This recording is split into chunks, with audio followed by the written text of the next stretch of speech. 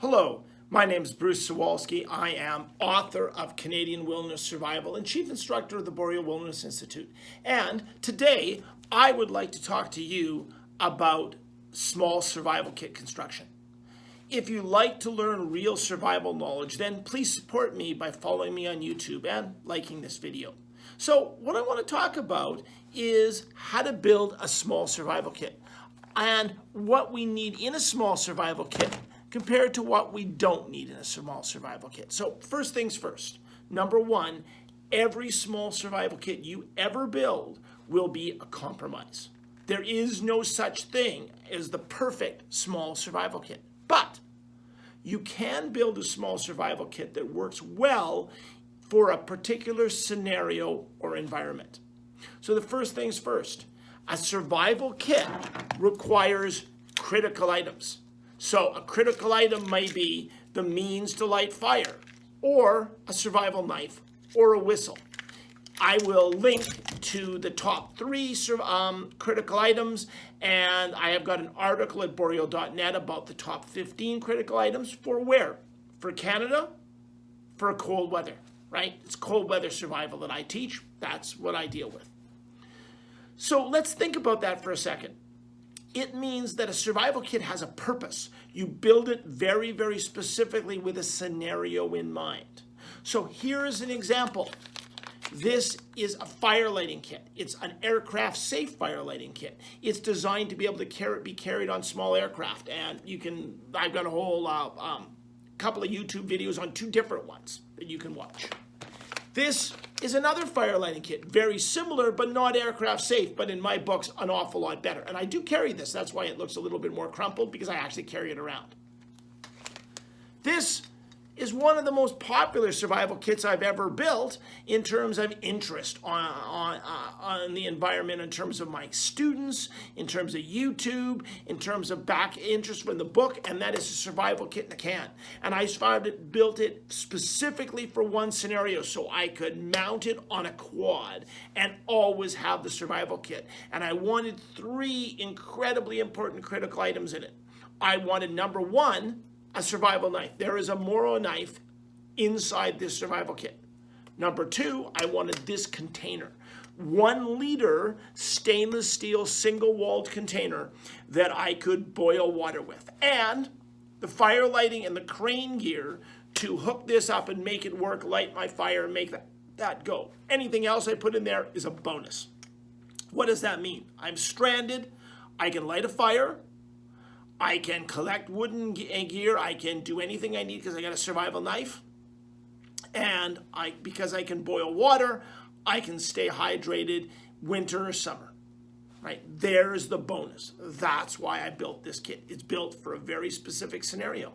Now, every so often I might chuck it into a pack if I didn't have any other survival gear around and thought, that's easy. But it's made for a scenario. It is an awful lot heavier than something like one of these commercial survival kits. But what's the difference? It contains a number of real critical items, and it's built to do the job. Take a look at this guy here. You go, well, Bruce, all that is a bag of tea lights with a lighter and matches. But in reality, this is a vehicle survival kit, right? It's made for a perfect scenario, i.e., I'm stranded in my vehicle.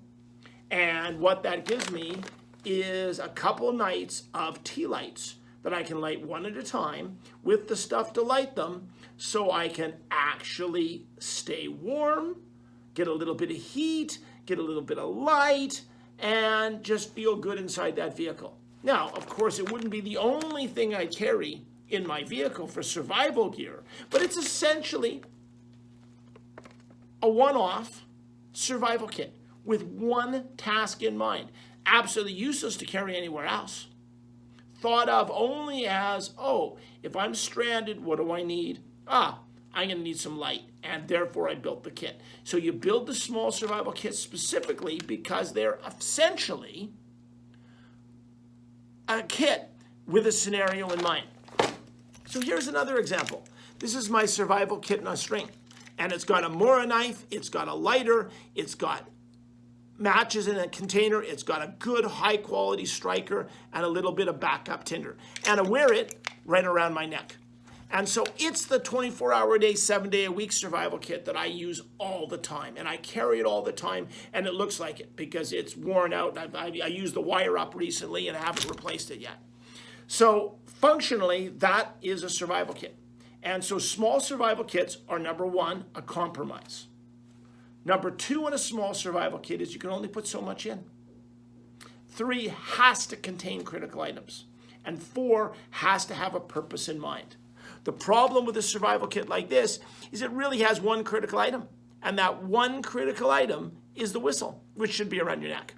The rest of the stuff is generally second grade because it's got to be stuffed into that small little container. That's why I completely gave up and turned my small container survival kits to simply fire lighting kits. Because this fire lighting kit has 3 means to light fire. It's got 3 candles and 8 pieces of tinder, right? It's way better off. This one's even better and has even more, right? It's not aircraft safe in this case, but I don't always travel in aircraft, so I change this stuff around. I change the survival kit for the scenario. There's no use having an aircraft safe survival kit if you don't travel on aircraft, right? If I'm driving my car out to the wilderness and I'm gonna park and go hiking, I need my survival gear in my car and in my day pack and around me in case I lose my day pack. So there's 3 different scenarios that I have to be prepared for. That's the challenge to small survival kit construction. Number one thing you should think about, skip entirely buying a kit. Start with a container that's waterproof.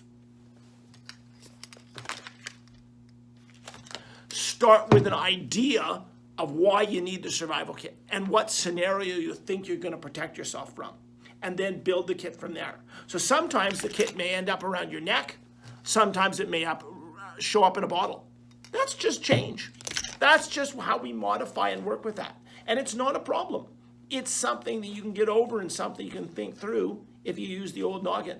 And just remember, no survival kit will be perfect in every scenario.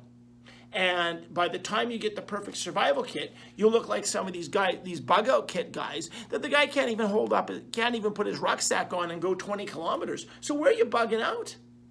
You might as well bug out to your home, which means, why did you buy a backpack, right? You got to be sensible about this and understand what you're doing with that kit, where you're going, how is it being transported, and where it's working. No carrying handle for this. It goes into my car. I don't care, I just drop it in the back. I know I always have it. I know everything will be dry, and I know it'll work when I need it, because it's never gonna run out.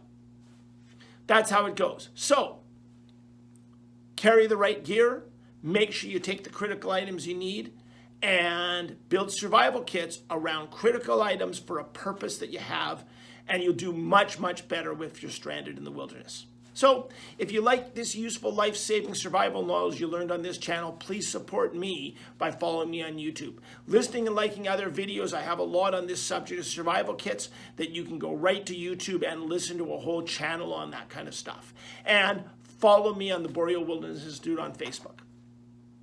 Thank you, stay safe, and if you're stranded in the wilderness, just remember, stop and survive.